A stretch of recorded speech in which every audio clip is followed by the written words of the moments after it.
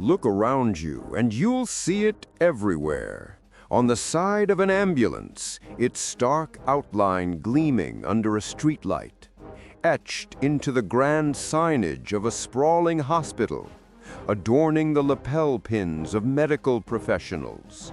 The caduceus, with its distinctive twin serpents gracefully coiled around a winged staff, has become the universally recognized emblem of healing.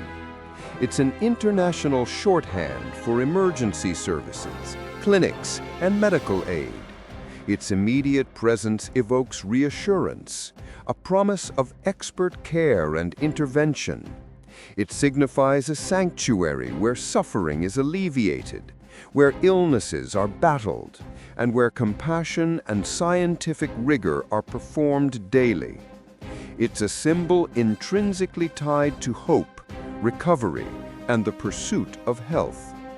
This symbol, so deeply ingrained in our collective consciousness, appears to embody the very essence of modern medicine. Its elegant form suggests ancient wisdom, an unbroken lineage connecting today's advanced diagnostic tools and sophisticated medical practices to knowledge from millennia past.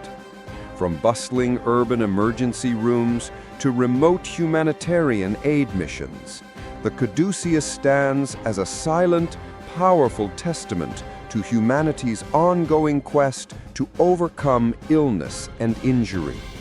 It's emblazoned on medical equipment, printed in textbooks, and integrated into the logos of countless healthcare organizations across the globe, reinforcing its omnipresent association with the medical profession. But what if this powerful, reassuring symbol, the one we instinctively trust with our lives, isn't what it seems? What if its true origins lie not in the sacred halls of ancient healing temples, amidst serene practices of renowned physicians, but in a far more unexpected, even mischievous place? What if the emblem we so readily accept as medical has a secret history, a past profoundly different from its modern interpretation? This widely adopted symbol, so seemingly apt for the medical field, actually belongs to a different deity entirely, a god not of medicine, but of eloquence, commerce, negotiation, and even, surprisingly, thievery. This is the hidden past of the caduceus, how a thief's wand became medicine's emblem. The journey into the true origin of the caduceus takes us back to the vibrant tapestry of ancient Greek mythology, a world teeming with gods, mortals, and divine interventions. Here, we encounter Hermes, the swift-footed messenger of the Olympian gods. He is a deity of immense versatility and cunning, revered for his eloquence, his role in commerce, diplomacy, and even, as hinted, his mischievous aptitude for thievery. Hermes is often depicted with his iconic winged sandals, ready to traverse the heavens and the mortal realm at a moment's notice, carrying messages between worlds. It is Hermes, and not a god of healing, who rightfully wields the caduceus. In his hand, this staff is not merely an emblem, but a powerful instrument, a testament to his divine authority and multifaceted domains. His caduceus is distinctly characterized, a herald staff typically made of olive wood, around which two serpents are intricately intertwined, often topped with a pair of wings. This imagery is deeply rooted in various myths. One tale recounts how Hermes used his staff to separate two fighting snakes, which then gracefully coiled around it, bringing peace, an act befitting a god of negotiation and harmony. Beyond his roles as a divine messenger and patron of merchants, Hermes also held the somber responsibility of psychopomp, the guide of souls to the underworld. His caduceus, therefore, was not a symbol of life-giving medicine, but rather a conduit between life and death, a tool to usher the departed across the threshold. It was a symbol of transition, communication, and the boundaries between realms. This original context is crucial. The caduceus was an instrument of Hermes' divine power, reflecting his authority over paths, boundaries, and communication, never primarily associated with the art of healing or medical practice. Understanding this distinction is vital. The caduceus, in its authentic ancient Greek context, never graced the temples of Asclepius, nor did it adorn the robes of ancient physicians. Its symbolism was entirely aligned with Hermes' portfolio: swift movement, persuasive speech, cunning intelligence, and the facilitation of exchange, be it goods, words, or souls. Its presence on modern medical institutions is, therefore, a profound historical anomaly, a fascinating case of mistaken identity that has persisted for centuries, obscuring the true emblem of medicine. While Hermes wielded his winged staff, a symbol of communication, boundaries, and even trickery, the true, unequivocal emblem of healing belonged to another divine figure, Asclepius, the revered son of Apollo.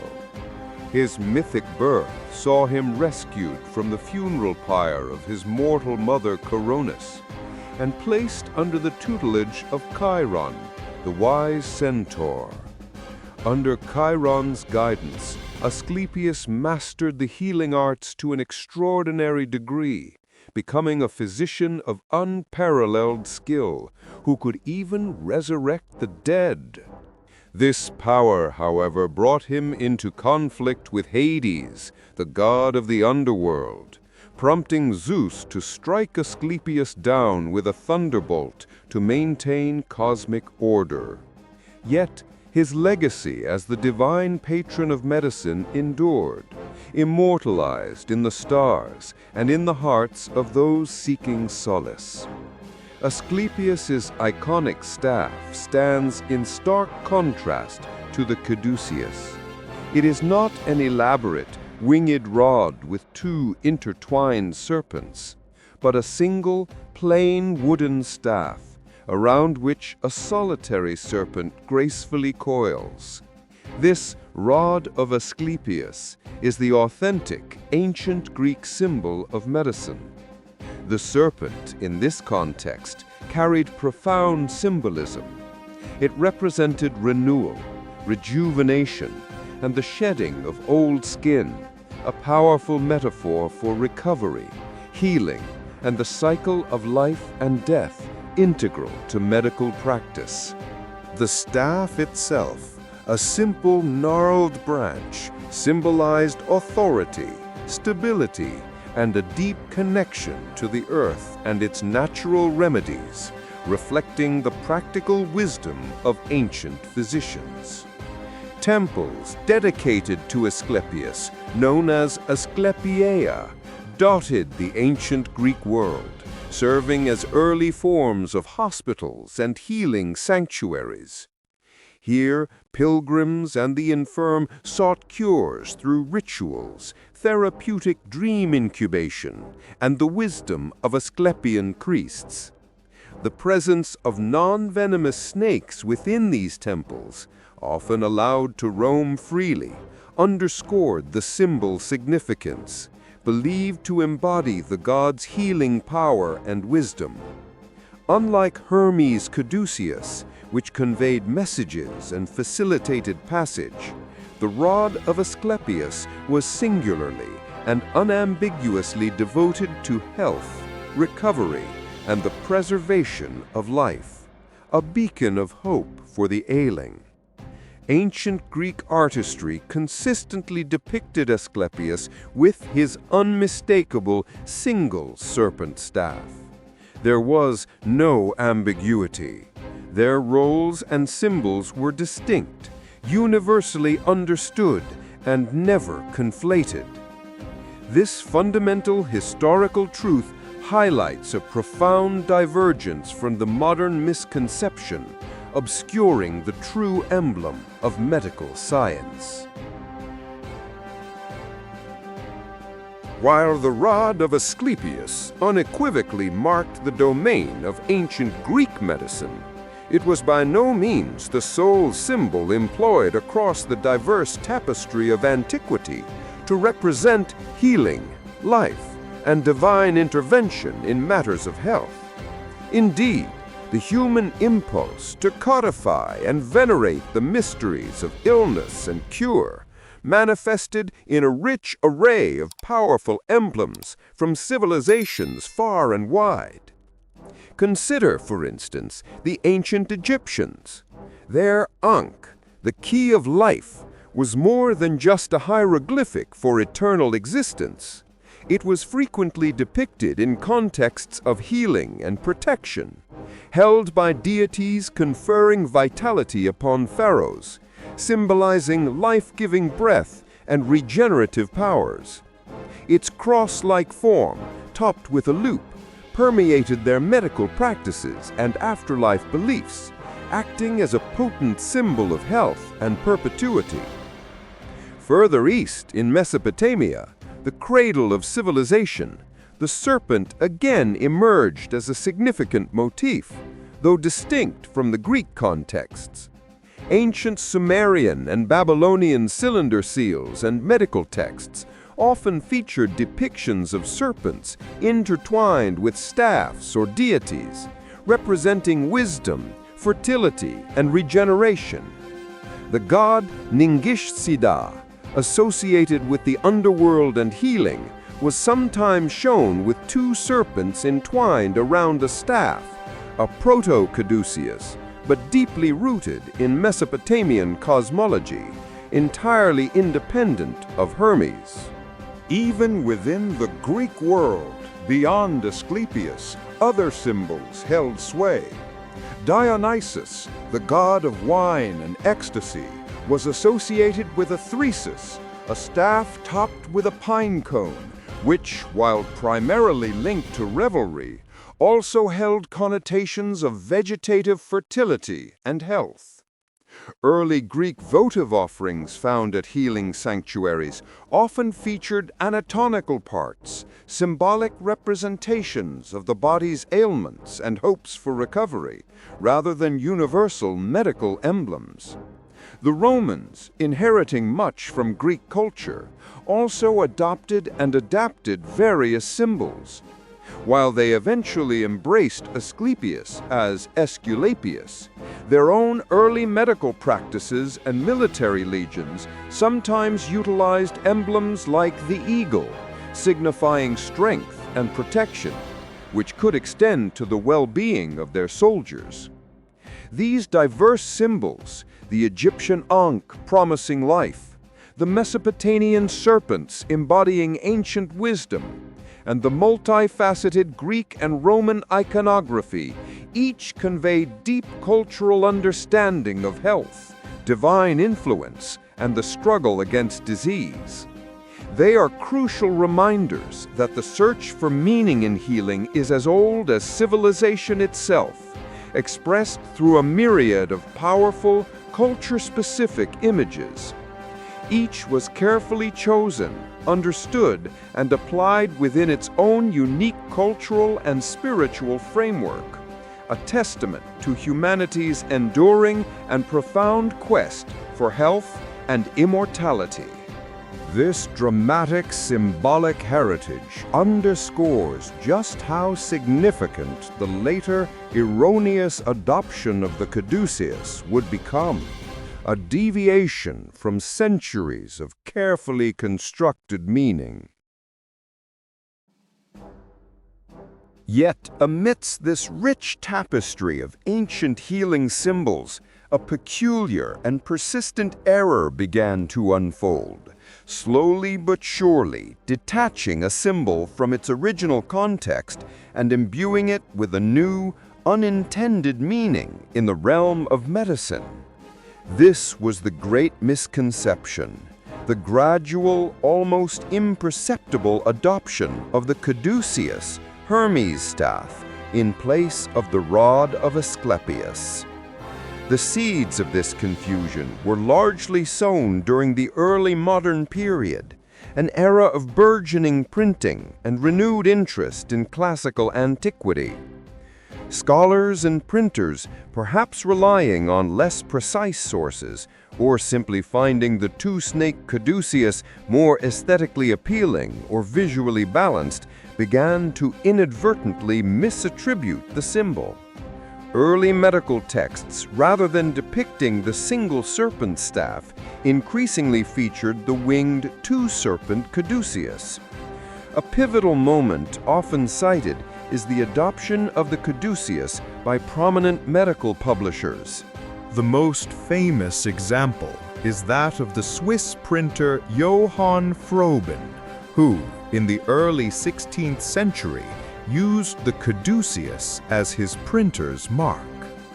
A pivotal moment, often cited, is the adoption of the Caduceus by prominent medical publishers. The most famous example is that of the Swiss printer Johann Froben, who, in the early 16th century, used the Caduceus as his printer's mark. His influential editions of medical works, including those by ancient physicians, inadvertently propagated the image of the Caduceus as a medical symbol to a wider European audience. However, the greatest accelerant for this symbolic confusion came not from academic circles, but from the military. In the 19th century, particularly during and after the American Civil War, the Caduceus gained widespread official recognition within military medical corps.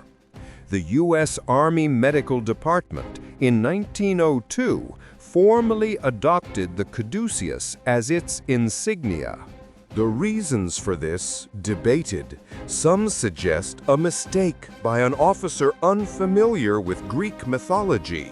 Others point to its association with commerce and negotiation, perhaps representing the safe passage of medical supplies or personnel, or even its perceived aesthetic appeal and balance.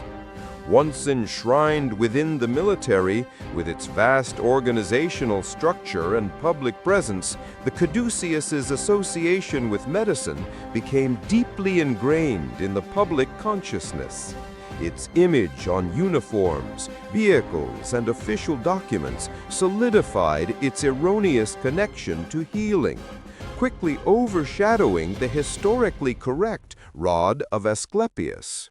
This military endorsement provided an irreversible impetus, spreading the symbol far beyond the confines of academic debate and into everyday life, transforming a god's messenger staff into a globally recognized, albeit mistaken, emblem of medicine. The irony is profound. A symbol once belonging to the swift messenger and patron of merchants and even thieves had, through a series of historical accidents and aesthetic preferences, come to signify healing and health care. While early printers certainly contributed to the Caduceus's misattribution, its true widespread adoption into the medical sphere was fundamentally cemented by military institutions, particularly within the United States. The 19th century marked a pivotal period. Before the American Civil War, military medical symbols varied significantly, often featuring a simple cross or no specific emblem at all. However, The sheer chaos and unprecedented scale of the Civil War underscored the urgent need for clearer identification for medical personnel and facilities. In the crucible of conflict, a universally recognized symbol, differentiating non-combatants and ensuring safe passage for vital medical aid, became paramount. It was in this climate of practical necessity that the caduceus began its ascent. During the American Civil War, while not yet sanctioned by the entire U.S. Army Medical Department, some individual units and field hospitals started incorporating the caduceus. Early photographic evidence from the era, though sparse, reveals medical officers, faces grimed with battlefield dust, wearing badges or displaying banners emblazoned with the two-serpent staff. These adoptions were often local, perhaps influenced by existing commercial uses of the caduceus or an incomplete understanding of classical symbols. Its visual appeal and symmetry likely also contributed to its informal spread. This nascent use truly gained irreversible momentum after the turn of the 20th century. In 1902, the U.S. Army Medical Department officially adopted the caduceus as its insignia. This decision, long debated by historians, is attributed to various factors. Some scholars suggest it was a simple clerical error or a misunderstanding by an officer selecting the symbol, perhaps influenced by a broader fascination with classical motifs for military distinctions. Others propose a more pragmatic explanation. The caduceus's established association with commerce and negotiation might have been seen as advantageous for medical logistics, symbolizing the unimpeded movement of crucial supplies and personnel through active war zones. Furthermore, its aesthetic balance and distinctiveness made it an attractive choice for widespread application on uniforms and equipment. Once adopted by such a prominent and globally influential military organization, the caduceus's fate as the medical symbol was largely sealed. Its image, proudly displayed on the uniforms of doctors and nurses, on ambulances, and on official documents, began to permeate public consciousness. The public, witnessing this ubiquitous military endorsement, naturally associated the caduceus with healing, care, and the sanctity of medical service. It effectively overshadowed the rod of Asclepius, which, despite its correct historical lineage, lacked the institutional backing and widespread visibility of the military. The momentum was irreversible. A symbol once associated with diplomacy, commerce, and even trickery had, through a confluence of historical happenstance, aesthetic preference, and institutional decree, been firmly repurposed. Its new identity, forged in the crucible of military necessity and sanctioned by official decree, would echo through history, shaping our understanding of medical symbolism for generations to come. Despite the caduceus's triumph in military and public perception, its ascent was not unchallenged. Within the hallowed halls of academia and the nascent professional medical associations of the early 20th century, a growing unease began to stir. Scholars, deeply versed in classical mythology and medical history, recognized the profound historical error. They understood that the symbol adopted so widely by militaries and subsequently the public was not the true emblem of healing, but rather one associated with commerce, negotiation, and even trickery. From around 1900 onwards, Prominent medical societies, particularly in the United States and Europe, initiated earnest efforts to correct this widespread misconception. They argued passionately, citing ancient Greek texts, archaeological evidence, and historical analyses, that the rod of Asclepius, a simple staff entwined by a single serpent, was the authentic and historically accurate symbol for medicine. Publications like the Journal of the American Medical Association became battlegrounds for these intellectual skirmishes, featuring detailed articles and scathing editorials denouncing the Caduceus's illegitimate claim and advocating for the proper symbol. Leading figures in these campaigns included individuals like Dr. William Osler, one of the founders of modern medicine, and later the esteemed Dr. John H. Claiborne, Jr., who in 1919 penned a definitive article titled The Caduceus versus the Staff of Asclepius. These dedicated academics meticulously traced the origins of both symbols, highlighting Hermes' multifaceted role as a god of commerce, boundaries, and messengers, distinct from healing.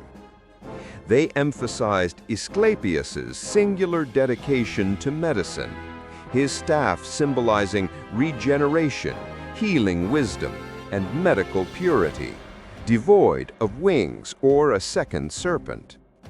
Their scholarship was impeccable, their arguments sound. Yet, despite these fervent scholarly interventions, the momentum behind the Caduceus proved too powerful to reverse. Its adoption by the U.S. Army Medical Department had imprinted it indelibly on the public consciousness, creating a powerful visual shorthand. Its aesthetic appeal, coupled with a general lack of widespread public knowledge regarding its true origins, meant that academic rectifications largely remained confined to scholarly and specialized medical circles. The symbol of the trickster and messenger, through a unique confluence of historical happenstance, aesthetic preference, and institutional decree, had irrevocably usurped the healer's true emblem. This enduring misapplication stands as a powerful testament to how deeply a symbol can embed itself in culture, even when its historical roots are fundamentally misunderstood and actively contested. The journey of the Caduceus from ancient mercantile symbol to a universal emblem of healing offers a profound lesson in symbolic power. It illustrates how meaning, detached from its original historical context, can be reshaped and solidified by collective perception and institutional adoption.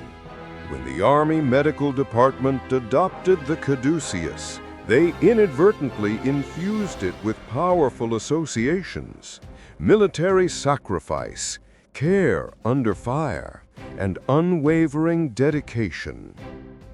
For the public, seeing this emblem on uniforms and ambulances forged an unbreakable link. The Caduceus no longer needed Hermes' trickster past. It simply became medicine. This process highlights how symbols operate within a collective unconscious. Repetition and ubiquitous presence imbue them with an almost sacred authority. The Caduceus, through its sheer visibility and association with life-saving medical work, transcended its origins. It became a powerful signifier of hope, relief, and professional competence, regardless of mythological inconsistencies. The Caduceus, through its sheer visibility and association with life-saving medical work, transcended its origins. It became a powerful signifier of hope, relief, and professional competence, regardless of mythological inconsistencies. Scholars' arguments, though historically accurate, struggled against this deeply ingrained, emotionally resonant public understanding. The human mind naturally seeks patterns, prioritizing immediate recognition and established associations over detailed historical accuracy. The Caduceus, with its elegant double serpents and wings, offered a visually striking image, easily adopted and reproduced. Its aesthetic appeal, combined with institutional endorsement, created a feedback loop, reinforcing its perceived medical meaning. Its dramatic appeal, combined with institutional endorsement, created a feedback loop, reinforcing its perceived medical meaning. This demonstrates that symbols are not static. They are dynamic entities, continually renegotiated and reinterpreted within the cultural landscape. The Caduceus's story is thus not just about a mistaken symbol, but about the enduring, often irrational power of visual language to shape our understanding, showing how deeply ingrained an emblem can become, even in defiance of its initial truth. Today, the Caduceus stands as an undeniably pervasive symbol, emblazoned across countless hospitals, clinics, medical associations, and health organizations worldwide.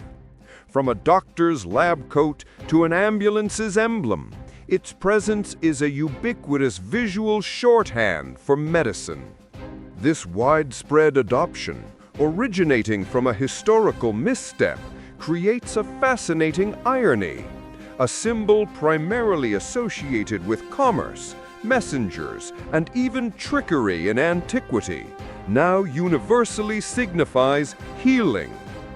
It is a testament to cultural momentum and institutional endorsement, often overriding historical accuracy. Yet, despite its incorrect origins, the Caduceus has acquired a new, deeply embedded meaning. It evokes trust, competence, and the promise of care. For millions, it simply is medicine. Its journey highlights a profound aspect of human culture, the dynamic nature of symbolism. Meanings are not fixed. They evolve, adapt, and transform through collective understanding. The elegance of its intertwined serpents, reminiscent of renewal, coupled with aspirational wings, suggesting swiftness, resonated powerfully with a public seeking solace. Its enduring presence compels us to reflect: what other symbols do we accept without question, their original narratives lost to time?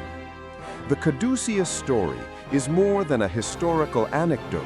It's a living illustration of how perception shapes reality, how a visual motif sheds its past to embrace a new identity, and how shared understanding can supersede scholarly truth. It challenges us to look beyond the surface, question the familiar, and appreciate the complex paths of cultural evolution. As we encounter the Caduceus, let it serve as a reminder of the rich, surprising history woven into our everyday lives, prompting curiosity about the true origins and hidden narratives behind the symbols we encounter daily.